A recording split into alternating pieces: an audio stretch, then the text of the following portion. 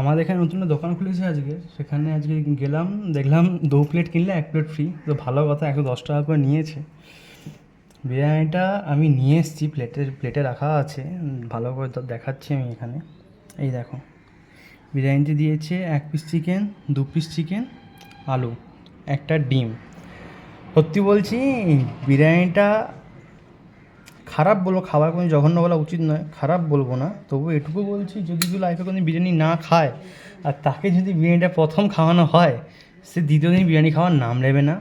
চিকেনগুলো পুরো বয়েল করা চিকেন, মানে মাংস যেই গ্রেভিতে ডুবিয়ে তারপর হয় না, সেরকম কোনো কিছুই হয়নি। চিকেনকে এক্সট্রা করে বয়েল করা।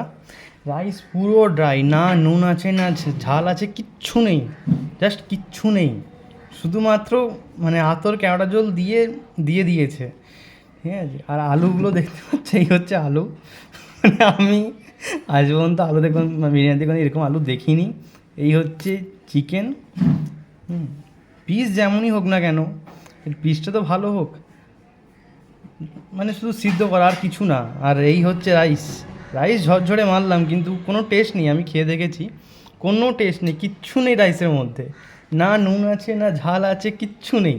আর ন্যূনতম কিছু থাকা তো উচিত, সেটা নেই, শুধু পাচ্ছি শুধু ক্যাওড়া জল আতরের সেন্ট, আর কিচ্ছু পাচ্ছি না আমি।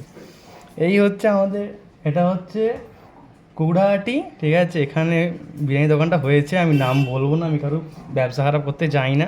আমার মনে হলো এরকম, আমি ওই জানালাম, ঠিক আছে। এবার যে কুকড়াটি আসবে সে তার যে দোকানটা দেখতে পায় খাবে, তার এবার আমি কিছু বলতে পারছি না।